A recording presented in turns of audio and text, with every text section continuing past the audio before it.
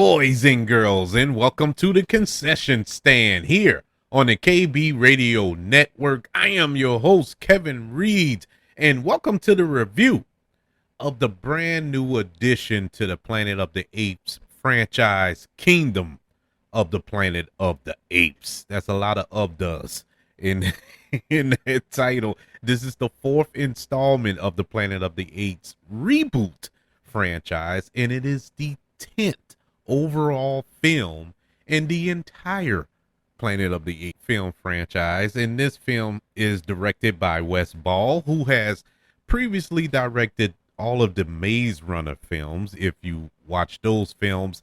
And it stars Owen Teague, Fryer Allen, Kevin Durant, and William H. Macy in this film. And this film is set 300 years after the previous film, and it follows a young chimpanzee named Noah who embarks on a journey alongside a human woman named May to determine the future of apes and humans alike.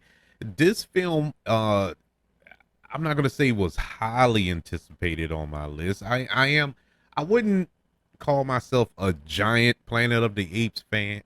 You know, I like them. I enjoy the films. I really did love all of the Matt Reeves Planet of the Apes films. Those were just groundbreaking to me, you know, with Andy Serkis playing Caesar and all that was going on in those films. I think that was Dawn of the Planet of the Apes, Rise of the Planet of the Apes, and so on and so forth. But those films were really good. War of the Planet of the Apes, I thought was all right. It wasn't my favorite. I kind of said that was enough after that, you know. But when they announced Kingdom of the Planet of the Apes, I was excited. I was like, okay, we're back into this franchise. I mean, there's a lot you could do with this property, as this film shows. And I was excited to an extent, but I wasn't overexcited. It wasn't one of these films that I was like, man, I can't wait for Apes to come out so I can run to the theater and see it. If I see it, I see it. If I don't, I don't. Well, I did see it, and I must say, I was a little disappointed. To say that I wasn't super excited for it, I was still let down. And I've been trying to figure out, you know, I've been scratching my head trying to piece it together. What didn't work for me in this movie? They had some good stuff in here. There are redeemable qualities to this film. It's not bad. It's not a horrible movie. It just wasn't quite there for me. The cast in this film, Owen Teague, who plays Noah in motion capture, is the lead of this film, and I enjoyed his performance. I did. I feel that he was the proper lead for this story, and he held the film down. You know, it was a really good character to follow behind, to cheer for. He had the proper motivation throughout this film. I enjoyed it, but I was kind of taken out of it because of the special effects work on his ape. It was good work. Just to put it out there, the special effects is great. You know, all these ape films have been great as far as the special effects with this motion capture. They're doing God's work, man. It looks beautiful, and it looked beautiful throughout this film. But for his character, and I guess because he was the lead and they really wanted to show emotions so he can connect with the audience, I suppose, and he just looked human. His face looked human, even though he was in this ape body. You know, it just kind of threw me off because the rest of the apes looked like apes, whereas Noah had kind of a humanoid looking face that kind of threw me out of it. Now, I know what all of you are saying right now. Kevin, you're critiquing a film about talking apes. I get all that, but I'm saying that it just kind of took me out of it. Even though I liked his performance, I thought he was doing a good job, and he did do a good job as Noah in his film. It wasn't him. It was just the work on visual effects there that kind of threw me off a little bit. The human character of May, who was portrayed by Freya Allen, who, if you're a fan of The Witcher on Netflix, she's in that show. This was kind of a, I don't know, extension to that character on Richard. And it was nothing new to that character.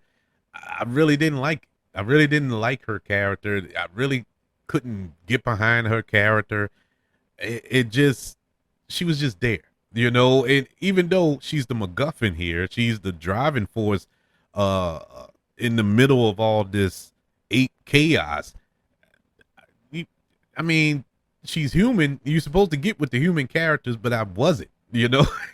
And I guess that was the point, but I didn't connect to her character. I connected more with the ape. So that says a lot about me, but it just did not connect. Actually, to be honest, none of the human characters in this film. I didn't connect with any of them, and there's only a couple of them.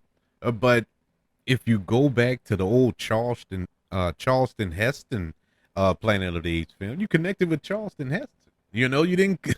It wasn't the apes. It was the human characters. You know, and I know in this new rebooted franchise that they have going now, uh, the apes are the star. I mean, the movies are called Planet of the Apes. So the apes are the stars here, and I guess that's who you get behind. You got behind Caesar and all that there, but it would have been nice to have a human character to get behind. You know, you got behind James Franco in the first, I think that was Dawn of the Planet of the Apes. You got behind the human character in Rise of the Planet of the Apes. I mean, there were human characters you could connect with. I didn't connect with one here. Unfortunately, the other human character in this film was played by William H. Macy, who I love William H. Macy. But that was a wasted character. That was a wasted role for such a juggernaut as William H. Macy, man. I mean, come on. It, Anybody could have played that role. I could have played that role, and I can't act. And so I don't know why they stuck him in this role.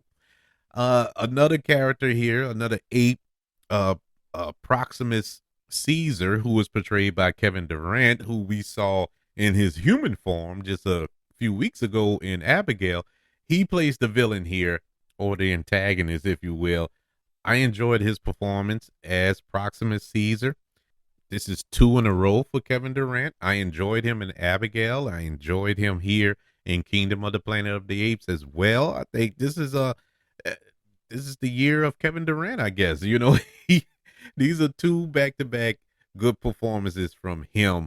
I really enjoyed his performance here. The direction here was pretty good. I enjoyed the direction by Wes Ball. Like I said, the only other credits he have are the Maze Runner films. He didn't direct anything else other than that. And so it's interesting to see him dive in this and take over for such a uh well, I don't want to give him legendary yet, but such an accomplished director as Matt Reeves, who directed the previous films in this franchise. He has some big shoes to fill here, and I think he did a pretty good job. He really made it his own. He didn't fall in the trap of trying to repeat what Matt Reeves did in the other films. He made it his own, and kudos to him for that, because for the most part, it was good. I enjoyed the direction. The story was very interesting, other than the fact that I know I'm coming off as a broken record if you listen to any of my other reviews as of late, but this seems to be a trope going on now. But this film was 30 minutes too long. Now, I know previously in other reviews, I'll say about 10, 15 minutes they could have shaved off. I stick by that. But this film, they could have shaved off 30. Honestly, this movie could have told the story that it was telling in an hour and a half, and it would have had just as much impact as it did when you walked out of there. It just felt long, and it wasn't draggy. It wasn't like boring long to whereas you were sitting there looking at your watch, you just felt it. You felt all 2 hours and what 20 something minutes of this movie. It felt super long. For no reason really, because this was basically a simple plot that we've seen time and time again. Uh, Invaders invade this village, so to speak, take the people in that village hostage. The one lone survivor seeks out to go find them and bring them back home. That's the mission. That was the basically the plot of this movie. And why did it have to be 2 hours and 30 minutes? I don't know. It was just long. Now the action sequences were well directed. I think well choreographed, very interesting, innovative ways to see these apes fight like that. I enjoyed the special effects, of course. It was beautifully shot, epic scale.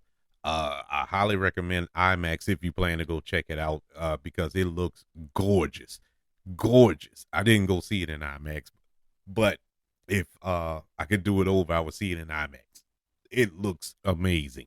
It truly does. Like I said, my bugaboos, I touched on them before. The runtime was way too long, I felt. The human characters were just glorified plot devices. And this installment of the franchise really didn't give you any hope moving forward. I mean, as far as looking at this and like, oh man, I can't wait for the next one. It didn't leave me with that. I left away from it like, okay, I saw it. That's it for the Apes franchise. We don't need to see anymore. I feel we're done. We done milked this ape dry. There's nothing else we can get out of this from this film. Now they may come together and come up with a interesting story to continue this legacy, but as it stands right now, this film did not fuel my excitement to further the franchise. Kingdom of the Planet of the Apes gets a letter grade of a C. It's average film. It's all right. It's all right. It's nothing that will blow your socks off. I think the biggest mistake made was releasing this in the summer, as a summer tentpole film, because it just did not have that pop. This wasn't a popcorn movie. This wasn't a edge of your seat, exciting, turn your brain off type of film. This was a film that was tailor made for the fall. Around October, November. In that little sweet spot. I think it would play better around that time. But now, no, it just didn't. It didn't have that summer. Nothing to get me excited about the summer films. This summer movie season that we're just breaking into, and man, it's just disappointing. It's disappointing from that aspect of it. But hey, that's just one man's opinion. I would love to know yours. You can let me know by email. Email the show, kbradiopodcast@gmail.com. You can also let me know on all social media platforms. Just search for the KB Radio Network. Don't forget about YouTube. Subscribe to the KB Radio Network channel and like this video if you don't mind. Don't forget about the 5 stars, the reviews, and sharing this show on your social media platforms. If you're listening on Apple Podcasts, Spotify, iHeartRadio, wherever you are currently listening to the concession stand here on the KB Radio Network. Everybody, thank you for joining me for this review of the latest installment into the Planet of the Apes franchise, Kingdom of the Planet of the Apes. Can't wait to speak to you on the next go round. I want you all to know that I love you. Continue to love everyone. And until we speak again, you all be blessed.